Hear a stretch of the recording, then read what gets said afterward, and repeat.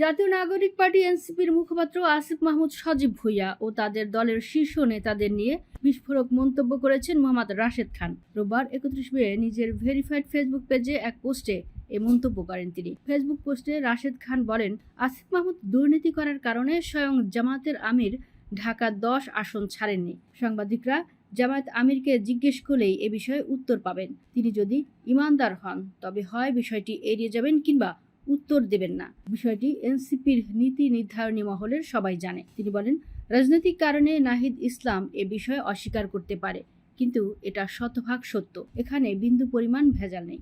আমি একটা ক্লু ধরে আসিফ মাহমুদ ও তার এপিএস মোয়াজ্জেমের দুর্নীতি তথ্য পেয়েছিলাম।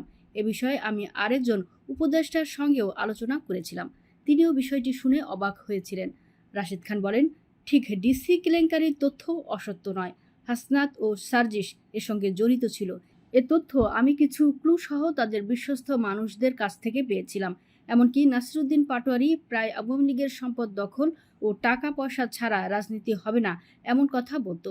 নাহিদ ইসলামের মন্ত্রী পাড়ার বাসায় রাজনৈতিক আলোচনায় নাসির পাটোয়ারি মুখ থেকে সবসময় টাকা পয়সার আলাপটা আসতো। তিনি বলেন, প্রশাসক মোহাম্মদ এজাজ এনসিপি নেতা নাসিরুদ্দিন পাটোয়ারির পরামর্শই নিয়োগ পায়। সে নাসিরুদ্দিন পাটোয়ারির সঙ্গে জাতীয় নাগরিক কমিটিতে ছিল। মোহাম্মদ এজাজের মাধ্যমে অর্জিত টাকা পয়সা নাসিরুদ্দিন পাটোয়ারি ও এনসিপির কাছে যায়। এটা এখন ওপেন সিক্রেট যে এনসিপির শীর্ষ 1 ডজন নেতা ব্যাপক দুর্নীতির সঙ্গে জড়িত। রাশেদ খান বলেন, নিশ্চয়ই ভুলে যাননি সার্জিসের কাছে এক নারীর 7 লাখ টাকা দেওয়ার ভিডিও। এভাবে কাজ পাইয়ে দেওয়ার কথা বলে মোট 48 লাখ টাকা নেয় বলে সেই নারী অভিযোগ করে। তিনি আরও বলেন, শহীদ ওসমান হাদি এনসিপির 3টা অপরাধ চিহ্নিত করেছেন।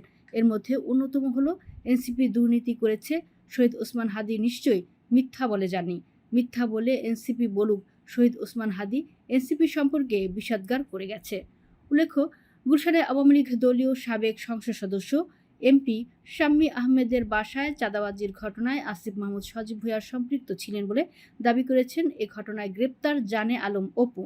প্রকাশিত এক ভিডিওতে এ দাবি করেন তিনি। এ বিষয়ে আসিফ মাহমুদ সজীব ভুঁইয়ার কাছে জানতে চান সাংবাদিকরা।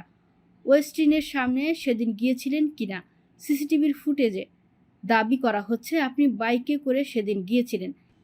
এক সাংবাদিকদের এই প্রশ্নের জবাবে যুব ও ক্রীড়া উপদেষ্টা বলেন, আমি মাঝে মধ্যে রাতে যখন কাজ শেষ হয়ে যায়, কখনো ভোর হয়ে যায়, ওই সময় বাসায় আসলে খাওয়া দাওয়া দেওয়ার মতো কেউ থাকে না। আমি তো বেশিরভাগ সময় যাই হলো 300 ফিটের নীলা মার্কেট বলে একটা জায়গা আছে, ওইখানে হাঁসের মাংস খুব ভালো পাওয়া যায়। তো ওইখানে হয়তো যাই 4-5 জন মিলে। মাঝে মধ্যে ওইটা আবার বেশি ভোর হয়ে গেলে বন্ধ থাকে, তখন ওইদিকে ওয়েস্টিনে যাওয়া হয়। মোটরসাইকেলে একজন যাচ্ছেন হেলমেট পরে, তিনি আপনি কিনা। আরেক সাংবাদিক তা জানতে চাইলে আসিফ মাহমুদ বলেন, সিসিটিভি ফুটেজে হেলমেট পরা যে কাউকে যদি আমাকে বলে দাবি করা হয়, বিশ্বাসযোগ্য কতটুকু।